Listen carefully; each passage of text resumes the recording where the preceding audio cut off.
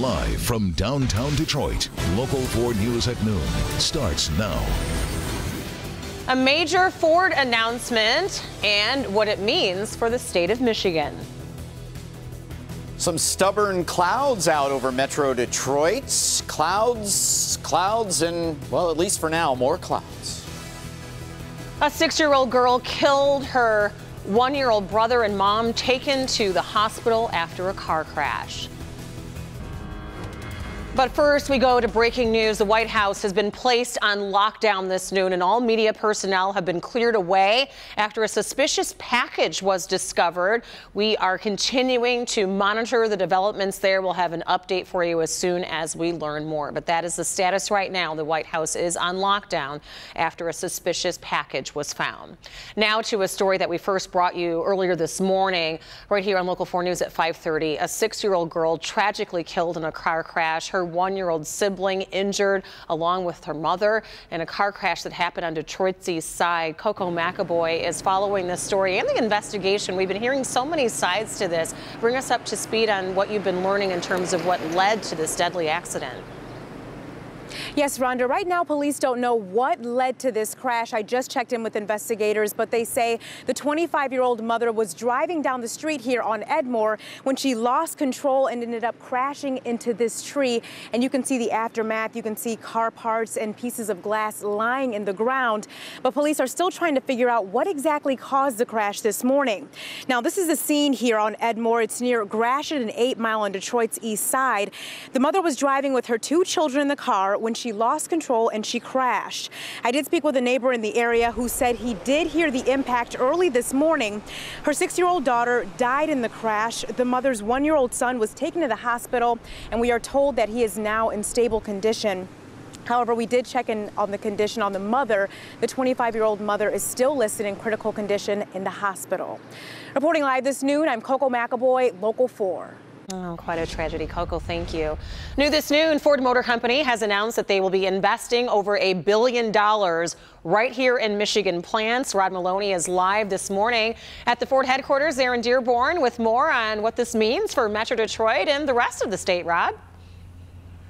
Well, this certainly is great news that Ford is investing in Michigan. It's investing big money to keep its business going as it ever changes. And so let's take a look at what they're going to be doing. First off, they're going to put $850 million into the Michigan Assembly plant. Now, Michigan Assembly is where they've been building the Ford Focus for quite some time now, but they're going to be moving the Focus from there to now down to Flat Rock, which was their big announcement earlier this year. Now, when you do something like that, you need new vehicles, all right? So they're putting a new vehicle, 2 new vehicles actually in the Michigan Assembly plant. It's going to be the Ranger and the Bronco. So when you do that, you need to have engines for those vehicles. And so they're going to be expanding the Romeo engine plant, putting $150 million in there to build the engines that will go into the Bronco and the Ranger. This is the real news, though, in today's announcement. They're putting $200 million of investment into an advanced data center in Michigan to get into the automobility area, basically the self-driving car and other kinds of transportation. So we'll show you some video of the old Wayne assembly plant, and they've been churning out these cars here for quite some time, and we're still waiting to get a better look at the Bronco and the Ranger. But those are the new vehicles that will be coming, and in fact they announced those vehicles to be replacing the Focus here back at the auto show in January. But more than that, they've been talking about this move for the past year as they were negotiating the UAW national contract that happened back in 2015. Now, Joe Heinrichs is one of the executive vice presidents here at Ford Motor Company, and he was on CNBC this morning, and this is what he had to say about Ford's investment in the state of Michigan. The announcements in Michigan, though, do protect 3,600 jobs, so that's a big deal. There will be some new jobs tied to the data centers. We haven't disclosed those. And of course, the January announcement added 700 jobs to Flat Rock. So over time, there's been a number of job announcements. So Joe is very open and will tell you pretty much what you want to know. So we're going to have a chance to sit down with him and talk with him here in just a few minutes. And we're going to be finding out more about how all of this plays out. I want to know more particularly about the automobility program that they're going to be doing, the $200 million there, where they're spending that and how, because in many ways that's the new portion that we didn't see coming in this. Back to you. And Rod, President Trump tweeted about this announcement coming earlier this morning. Is this something that's been in the works before the election or something since in the environment that the president's trying to create for the auto companies to really reinvest here? Right. Well, I think that in many ways you can kind of split the baby on this one, as it were, Rhonda. In other words, like the investment in the mobility center, that is new, and that could possibly have come as a result of the election. But most of the rest of this was already in the works, and this is what Ford has been working on to change its business and to adjust to the auto industry. People aren't buying small cars, which is why the Ford Focus had to move from that plant. So they're going to start building vehicles there where they can actually make money on the vehicles that they're selling there. And it's certainly nice to see the cars of the future are also going to have all of that innovation happening here as well, Rod. Thank you. Well, just into our newsroom, Michigan State head football coach Mark Dantonio spoke to the media today at Spartan Stadium. This was Dantonio's first time speaking publicly since 3 of his football players and a staff member on the team were suspended because of an investigation to an alleged sexual assault. What I won't do right now is talk about football because I don't think that that's important enough, quite honestly, to talk about at this point in time in our program. I think by doing that, I hope everybody understands that how serious that we are taking this relative to our football program and what we're trying to do. I hope everybody understands that it's not business as usual. At this time, the names of the football players and that staff member involved have not been released. The investigation is ongoing. Detroit police continue to investigate the shocking discovery of a newborn baby girl found dead inside of a trash bin on Detroit's east side behind a home. Police were led to that location after a bleeding woman went to a hospital where staff determined that she had recently given birth. Police have been questioning the woman and man believed to be the father of the baby that was with her at the hospital. So far, neither have been charged with anything. After the bodies of a man and woman were found inside a torched home on Detroit's west side, investigators have determined the identity of one of the victims. Police identified the male victim as 26-year-old Andy Maldonado. The second victim has not yet been identified. Today, a settlement to replace water lines in the city of Flint will go before a federal judge here in Detroit. On Monday, the state of Michigan and Flint agreed to replace 18,000 lead-tainted water lines by the year 2020. $87 million is being set aside for the project that will be paid for with state and federal money. So far, more than 700 water lines have already been replaced. Let's get over to Brandon and talk about our forecast. Not too bad out right now. Well, and so much in weather is comparisons, and we're comparing temperatures now to 24 hours ago, noontime yesterday, 7 degrees to 14 degrees cooler, excuse me, right now than it was this time yesterday. Here are those current numbers. In the 40s everywhere, 47 at Metro and Grosse Ile, 47 in Monroe, 45 in Ann Arbor. See some of the cooler numbers up to the north. I think I need to send it back to Rhonda and clear my throat, but you get the idea here. We have the clouds around and temperatures mainly in the 40s. Talk about why we need things to clear out, Rhonda, something special in the sky tonight. Ah, okay. Well, we will get you some water and check back in with you for that extended forecast, Brandon.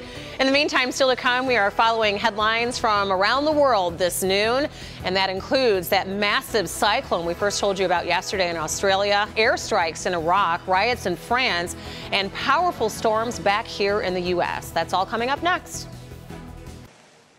While you're sleeping, big news can break. Police are in a standoff. A small army of officers move into a Royal Oak neighborhood. That's why Detroit wakes up to Local 4 News today. We're live from the scene. Tear gas canisters being fired. You never know which way this could go. For news you need to know. It looks like we're having a resolution to this, Nick, as we speak. Thankfully, it ended peacefully. Absolutely. Local 4 News today. Click on Detroit. Detroit mornings start here. Our client. Welcome back, everybody. We go now to some stories that are making headlines around the world this afternoon, and we begin in Queensland, Australia, where this powerful cyclone made landfall last night. Let's get over to Brandon with more.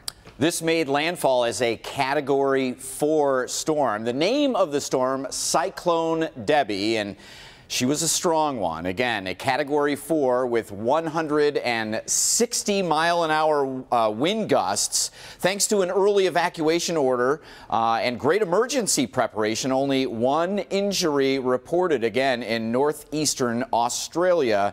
And unofficially, Rhonda, I think one death from the storm.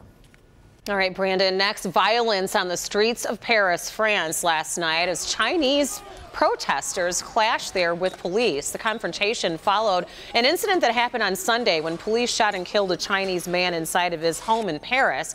Police say that he threatened officers with a knife. Today, China's government is demanding answers as an investigation is ongoing.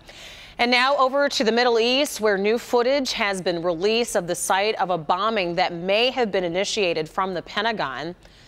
So far, more than 100 bodies have been recovered. The Pentagon is investigating whether a U.S. airstrike is responsible. Other sources suggest the building blew up due to booby-trap bombs set by the Islamic State.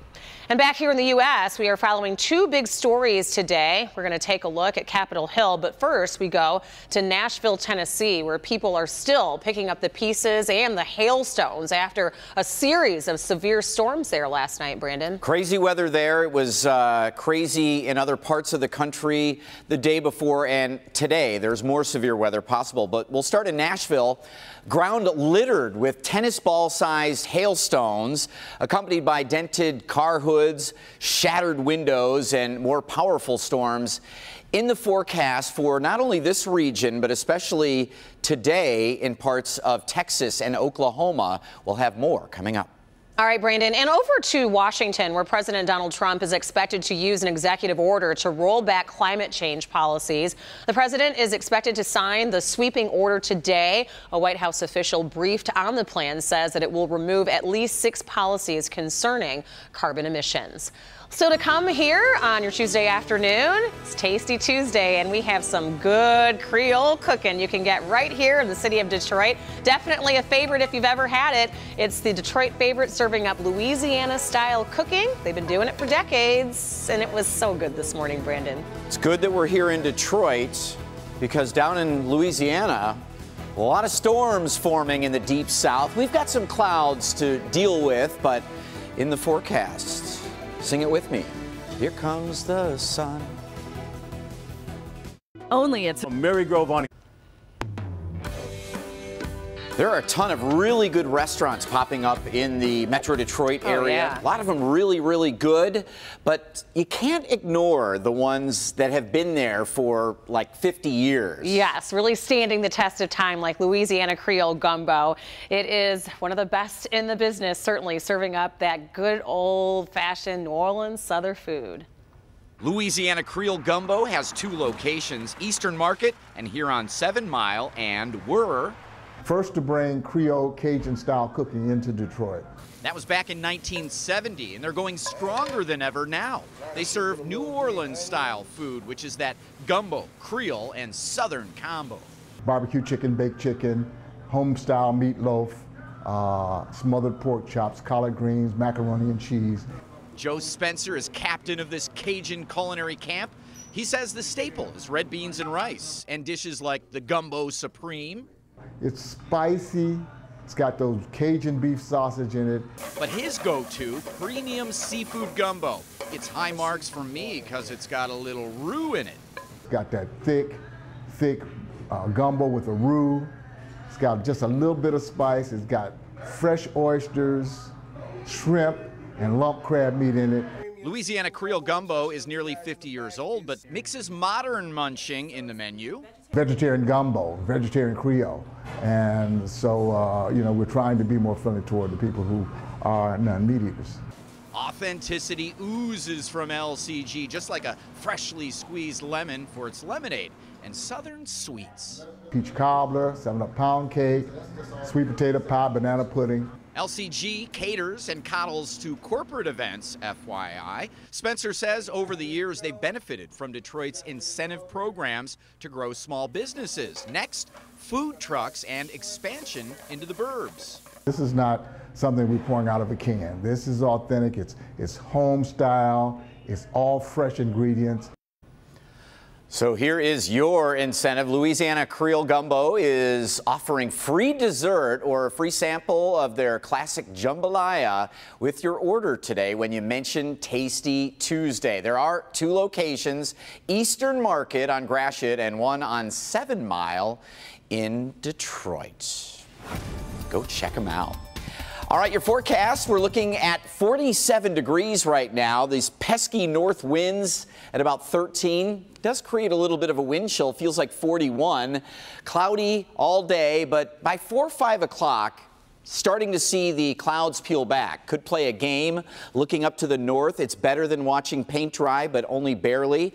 When you start to see the clearing from the north coming, then you know we're good to go. 33 degrees overnight, clearing and cooling. That is a chilly overnight. We mentioned something in the sky tonight. We need the clear skies. So the International Space Station will be flying directly overhead. 9:07 p.m. Start looking in the low sky to the southwest. It's about a 5-minute duration of flight. Disappears low in the east-northeast sky. So kind of going this way, if you know what I'm talking about. Here are the clouds. Boy, it's tough to peel them back when we've got all of that wind coming down off of Lake Huron. But again, we do expect that at some time this afternoon. Severe weather is going to break out Oklahoma and Texas today. Tomorrow, it's a little farther east and a little farther east after that. So real nasty weather down south for the next few days. Doesn't get here until Thursday. Tomorrow, we get sun for at least the first half of the day, 50 degrees. And then Thursday, with some afternoon showers, probably only in the 40s. They linger until Friday morning, but most of your Friday, Rhonda, is dry, back into the 50s, and the weekend looks good. No April Fools. All right, Brandon, looks good. Well, still to come, why a recall alert has been issued for almost 1 million pounds of frozen chicken. We'll have more on that. And after losing its ears in a fire, find out the heartwarming story of an injured dog's new best friend. We'll be right back. Replay.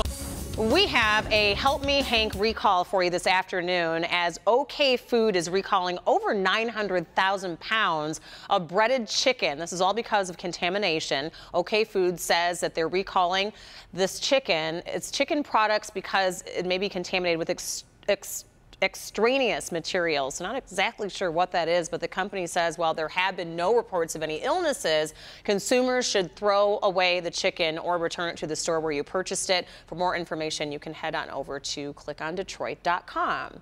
And 2 dogs left in a burning car managed to survive, but it's one of the dog's recovery stories that's really touching everyone's hearts. This is Scooby. Aww. Scooby's ears, nose, and paws were severely burned in a car fire last week, and his ears had to actually be removed.